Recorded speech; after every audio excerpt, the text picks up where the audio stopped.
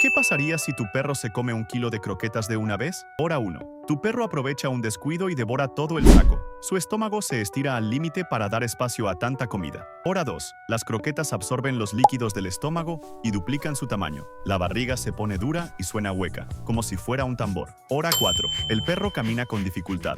Jadea mucho y trata de vomitar, pero no sale nada. Hora 6. El peso es tanto que el estómago puede girar sobre sí mismo. Esta torsión corta el paso de sangre y oxígeno a sus órganos. Hora 8. La situación es crítica y solo una cirugía urgente puede salvarlo.